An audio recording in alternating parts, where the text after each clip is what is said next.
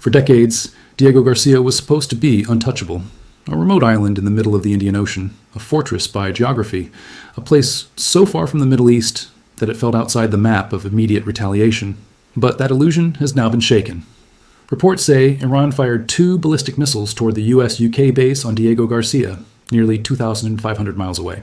And while credible reporting says the base was not hit, with one missile reportedly failing in flight and another engaged before impact, the message was still unmistakable. A base once considered beyond reach is now part of the war's psychological battlefield. And that is what makes this moment so serious. Because this story is not just about whether damage was done, it is about distance. It is about deterrence. And it is about the possibility that one of the most secure military locations used by Washington and London in this region is no longer seen as safely removed from escalation. Over the next few minutes, I want to break down what happened, why Diego Garcia matters so much, why Iran may have chosen this target, and why even a failed or intercepted attempt could still change the way this conflict is being calculated in Washington, London, and across the wider region. To understand why this matters, you have to understand what Diego Garcia actually is. This is not just a small island with an airstrip. Diego Garcia is one of the most strategically valuable military outposts in the world. It sits in the Indian Ocean, far from crowded front lines, but close enough to project power into the Middle East, East Africa, and parts of Asia. It is the kind of base major powers rely on when they want distance, runway space, and operational flexibility. A place built for long-range bombers, logistics, and sustained reach. And that last part is critical. Because last year, Reuters reported that the United States had deployed as many as 6 B-2 bombers to Diego Garcia, amid tensions involving Iran and a bombing campaign in Yemen. Those bombers were positioned there because experts saw the island as an ideal location for operations connected to the Middle East. In other words, Diego Garcia was not just symbolic, it was operational. It mattered. So when Iran reportedly fired missiles toward that base, this was not random.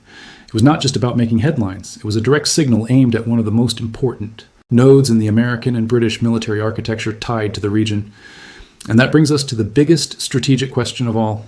Was this an attempt to actually damage the base, or was it a demonstration designed to prove that distance no longer guarantees safety? Because if the goal was pure destruction, the outcome appears limited. Reports say the missiles did not hit the base, one reportedly failed during flight. The other was engaged as it approached, but if the goal was to force Washington and London to rethink what they consider secure rear area territory, then Iran may still believe it achieved something important. Think about the message. For years, Diego Garcia represented sanctuary, not total immunity, but practical sanctuary. It was the place where the United States and the United Kingdom could stage, supply, and prepare without facing the same level of direct pressure seen inside the Gulf. The island's greatest protection was not a wall or an interceptor battery. It was geography. A war had to become much larger before Diego Garcia even entered the conversation.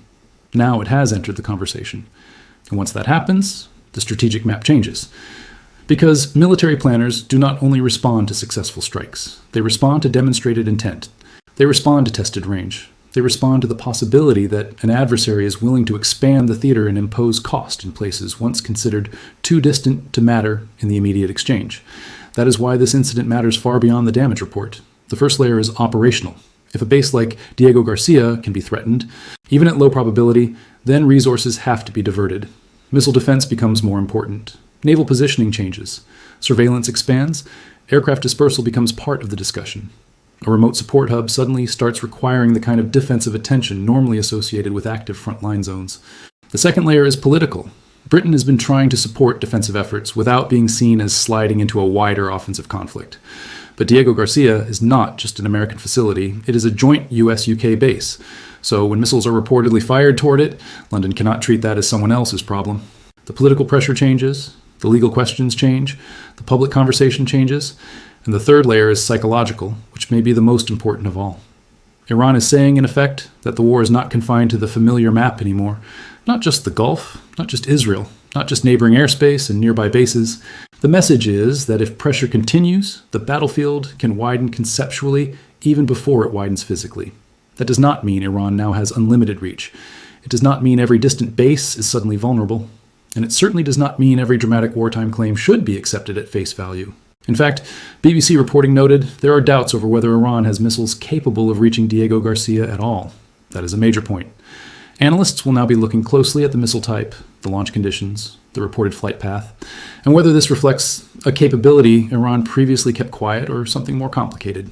And that uncertainty is exactly why this event will be studied so intensely.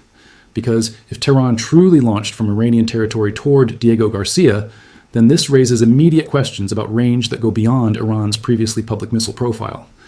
If the reports are accurate, then either the world has underestimated part of Iran's reach, or Iran has found a way to operationalize a capability that many outside observers did not believe was available in this context. Either way, the strategic implications are real. Now let's talk about why Diego Garcia specifically would be so valuable as a target in Iranian thinking. In every major confrontation, states look for pressure points that are militarily important, politically visible, and symbolically loaded. Diego Garcia checks all three boxes. It is militarily important because it supports long-range operations. It is politically visible because it involves both the United States and the United Kingdom. And it is symbolically loaded because it has long stood for Western reach into the region without direct vulnerability in return. So even an unsuccessful strike attempt does something powerful. It punctures the image of invulnerability. And wars are often shaped as much by punctured assumptions as by physical damage. A radar screen lighting up around a base that was never supposed to face this kind of immediate threat changes conversations behind closed doors. Commanders ask new questions. Policymakers revisit thresholds. Allies begin calculating what else may no longer be out of reach. And markets, insurers, and regional partners hear the same message in a different language. The perimeter of instability may be expanding. There's another reason this matters. Diego Garcia is valuable precisely because it allows the United States to operate at long range while preserving flexibility. It gives Washington options. And strategic options are often more important than visible hardware. Iran understands that. If you cannot match the United States plane or ship for ship, then one way to compete is to make American options more expensive, more cautious, and more politically fraught. That is the real geometry of asymmetric pressure. You do not always need to land a direct hit to create strategic effect. Sometimes you only need to force your opponent to defend one more axis, protect one more hub, and question one more assumption. In modern conflict, that alone can impose cost, and that may be the clearest lesson from Diego Garcia, because from Tehran's perspective, proving that the island is targetable matters even if the first attempt failed. It tells domestic audiences that Iran can answer pressure with reach. It tells regional audiences that American depth is not absolute. And it tells Washington that the farther this conflict stretches, the more complicated the map may become. But there is also a danger here for Iran. Escalation works both ways.